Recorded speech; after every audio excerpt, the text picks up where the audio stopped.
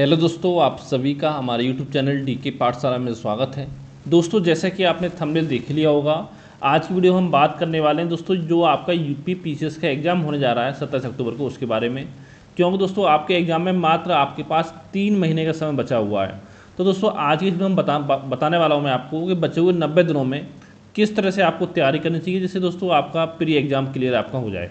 और देखिए दोस्तों, देखिए जो भी चीज़ मैं आपको बताऊंगा वो अपने एक्सपीरियंस के हिसाब से बताऊंगा, क्योंकि दोस्तों इससे पहले मैं 4 बार आपका जो पीसीएस का प्री एग्जाम है वो निकाल चुका हूँ, जिसमें 3 बार मैंने आपका मेंस दिया था पीसीएस का। ठीक है, तो जो भी चीज़ बताऊंगा मैं आपको अपने अनुभव के आधार पर बताऊंगा। सबसे पहले देखिए दोस्तों, मैं बताना चाहता हूँ आपको कि अगर आपको यूपी पीसीएस एग्जाम हो, चाहे आपका आरओ एआरओ एग्जाम हो, अगर उसके लिए आपको करंट अफेयर का यानी कि 1 जनवरी 2024 से लेकर के जब तक आपका मेंस का एग्जाम होता है आर यानी मार्च 2025 तक का अगर आपको पूरा करंट अफेयर चाहिए, तो दोस्तों हमने एक व्हाट्सएप ग्रुप बनाया हुआ है जहाँ पर दोस्तों पूरा करंट अफेयर जो आपको प्रोवाइड कराया जाएगा।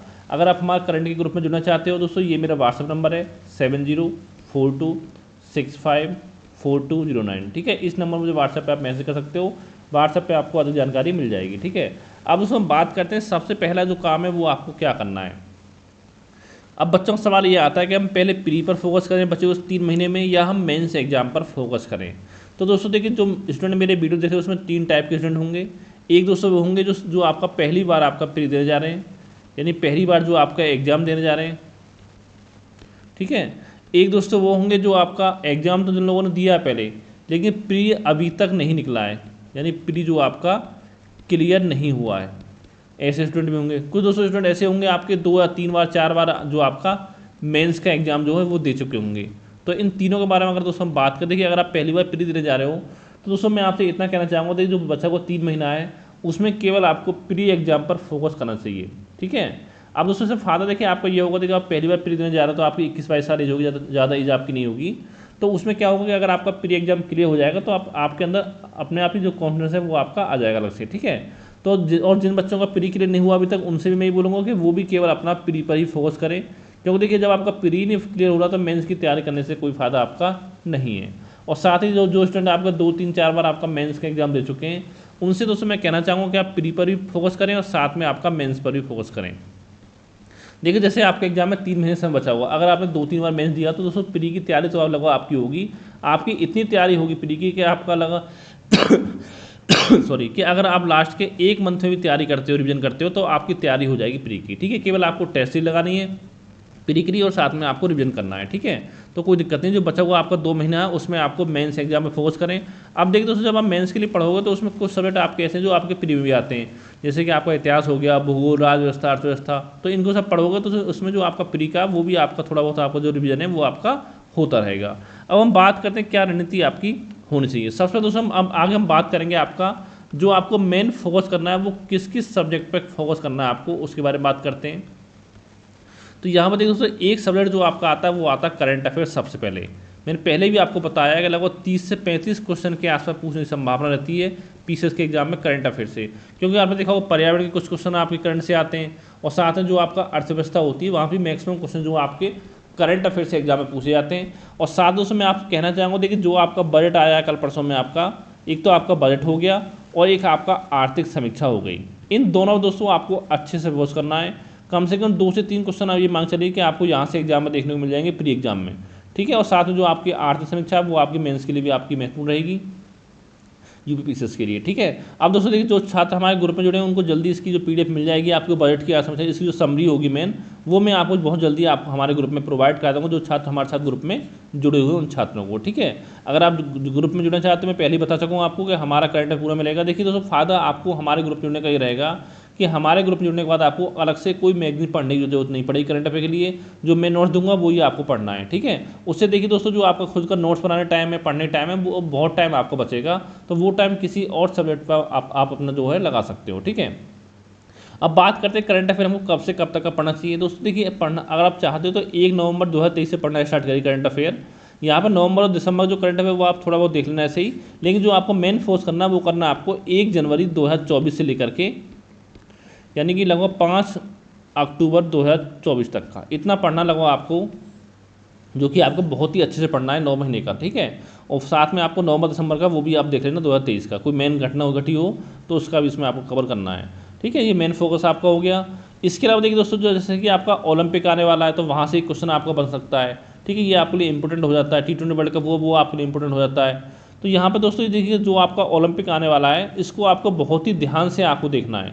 सारी जितनी घटनाएं आपकी होंगी इसकी मैं PDF दे दूँगा ग्रुप में, तो वो आपको अच्छे से फोकस करना है कि यहाँ से 100% एक क्वेश्चन तो आपके एग्जाम में बनेगा, ठीक है, करंट अफेयर में। तो 30-35 क्वेश्चन आपके आते हैं। तो पहला दोस्तों करंट अफेयर आपको हो गया, जो मेन फोकस करना है आपको। इसके अलावा दोस्तों आपका ज्योग्राफी हो गया, चाहे आपका भारत का भूगोल हो चाहे आपका विश्व का भूगोल हो, यहाँ से भी अच्छे खासे क्वेश्चन आपके एग्जाम में पूछे जाते हैं और पढ़ने में भी आपका आसान है। अगर आप मैपिंग सीख गए तो दोस्तों फिर आपको ज्योग्राफी में कहीं भी कोई दिक्कत आपको नहीं आएगी। एक दोस्तों इसमें आपका इतिहास है, जिसमें आपको मेन फोकस करना है, इतिहास हो गया। और एक सब्जेक्ट दोस्तों आपका आता है पॉलिटी।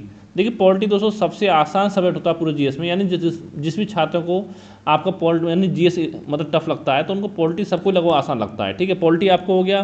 फिर दोस्तों एक आपका हो गया जनरल साइंस, साथ में एक आपका UPGK। यानी आपको कोशिश करनी है जो आपके 6 सब्जेक्ट हो गए, current affair, geography, history, polity, general science और UPGK, ये आपको 6 जो है आपका बहुत ही अच्छे से तैयार आपके होने चाहिए अगर आपको प्री एग्जाम क्लियर करना है तो। और साथ दोस्तों मैं आपसे कहना चाहूँगा, देखिए दोस्तों जो आपका दूसरा पेपर होता है CSET का, उसमें एक गलती आपको नहीं करनी है। बहुत सारे बच्चे क्या करते हैं कि CSET की तैयारी ही नहीं करते हैं, 5-7 दिन पढ़ लिया तो एग्जाम में चले जाते हैं। लेकिन दोस्तों आपको ये चीज़ पता होगी, अगर इसमें आपके 33% मार्क्स अगर आपके CSET में नहीं आते क्वालिफाई मार्क्स, तो फिर दोस्तों जो आपके GS की कॉपी होती है वो कॉपी जो आपकी चेक नहीं की जाती, यानी आप फेल हो जाओगे। तो यहाँ पर देखिए, अगर दोस्तों CSET आपका ठीक ठाक है तो कोई दिक्कत नहीं है। अगर CSET में अगर आप कमज़ोर हो तो मैथ हो गया, रीजनिंग हो गया, इंटरप्रेशन स्किल्स वगैरह हो गया, ये दोस्तों थोड़ा बहुत आप पढ़ते रहिए। यानी कि कोशिश करिए कि दिन में 1 घंटा आप CSET को जरूर दें, ठीक है, अगर आपका CSET कमज़ोर है तो। ये दोस्तों बात आपकी हो गई। अब बात आती है आपकी बुक लिस्ट को लेकर के कि बुक हमको कौन सी पढ़नी चाहिए। तो देखिए दोस्तों, देखिए अब इतना समय आपके पास नहीं बचा हुआ कि किस बुक से पढ़ें। देखिए जिस भी बुक से आप पढ़ते आए हो, मतलब 1 साल से पढ़ रहे हो, 6 महीने से पढ़ रहे हो, 4 महीने से पढ़ रहे हो, तो उसी बुक को आप पढ़ते रहिए, बार बार पढ़िए। मेन दोस्तों जो दिक्कत है आपकी, क्या करना है आपको, मेन फोकस आपको जो आपका रिवीजन है उस पर होना चाहिए। अब दोस्तों आपको GS में कोई भी बुक आपको चेंज नहीं करनी है, जिस भी बुक से आप पढ़ते आए उसी बुक से आप पढ़ते रहिए, ठीक है। ये बात होगी आपकी बुक्स के बारे में। और बताइए दोस्तों, देखिए दोस्तों जो आपका रिवीजन है वो बहुत ज़्यादा इंपॉर्टेंट होता है।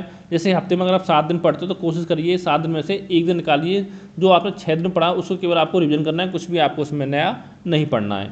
फिर दोस्तों अगला पॉइंट आपका आता है टेस्ट सीरीज को लेकर के, कि बच्चों का सवाल होता है टेस्ट सीरीज हम कौन सी यानी सॉल्व करें। तो देखिए दोस्तों, देखिए जो आपकी इच्छा हो टेस्ट सीरीज वो आप सॉल्व कर सकते हो, कोई बड़ी बात नहीं है। लेकिन एक चीज़ आपको ध्यान देनी है, जो भी आप टेस्ट सीरीज किसी भी कोचिंग की आप टेस्ट सीरीज सॉल्व करो, तो देखिए दोस्तों उसमें जो आपके क्वेश्चन के जो आंसर दे रखे होते हैं वो आपका व्याख्या सहित यानी कि विद एक्सप्लेन आपके होने चाहिए। अगर व्याख्या सहित है तभी उस टेस्ट सीरीज को आप लें। अगर दे रखा होगा पहले का B दूसरे C, तो ऐसे टेस्ट सीरीज को आप कभी भी परचेज ना करें, ठीक है। जितना दोस्तों होते हैं 3 महीने समय बचा हुआ है, तो आप कोशिश करिए दिन में लगभग 1 टेस्ट पेपर जो आपको सॉल्व करना है, एक टेस्ट सीरीज GS का, चाहे आप CSET करना करें वो अलग बात है, लेकिन GS का जो एक टेस्ट सीरीज है वो आपको पूरा 150 क्वेश्चन का वो आपको यहाँ पर डेली सॉल्व करना है, ठीक है। और साथ में व्याख्या सहित, ये नहीं कि पहले का B लगा दिया चल दिया आगे, ऐसे नहीं करना है। जो व्याख्या सहित है वो आपको सॉल्व करना है। ये दोस्तों बात हो किस तरह से आपको तैयारी करनी है। अब दोस्तों हम बात करते हैं कि क्या गलती आपको नहीं करनी है, ठीक है।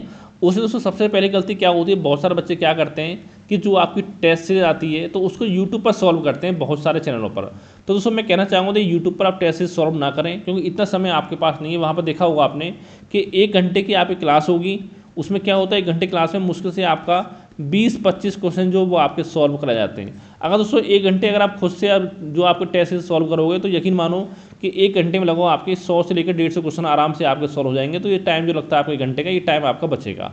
और बहुत सारे बच्चे ये भी करते हैं कि जो करंट अफेयर वो भी आप डेली 2-2 घंटे क्लास देखोगे, मैराथन देखोगे 20 घंटे की, तो दोस्तों ये काम भी आपको नहीं करना। देखिए या तो अगर आप हमारे नोट्स, अच्छी बात है, अगर आप हमारे नोट्स नहीं पढ़ना चाहते हो तो मैं बोलूँगा देखिए, एक तो आपकी मैगजीन आती है घटनासार और एक आती है अभी क्रॉनिकल, तो इन दोनों मैगजीन से आप पढ़िए, अच्छे से खुद से पढ़िए, ठीक है।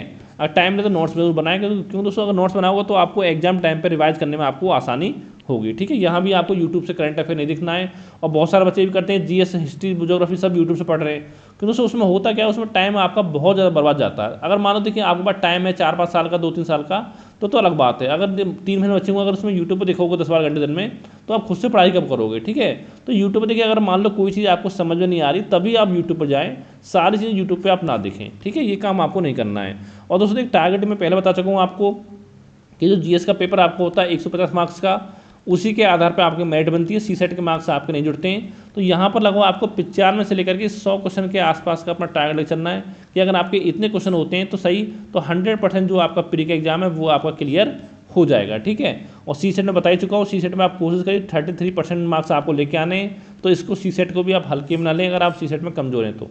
अगर दोस्तों इसके अलावा कोई मन में डाउट हो, सवाल हो, तो नीचे कमेंट करके आप पूछ सकते हो, या मुझे व्हाट्सएप पर मैसेज करके भी आप पूछ सकते हो। Thank you for watching.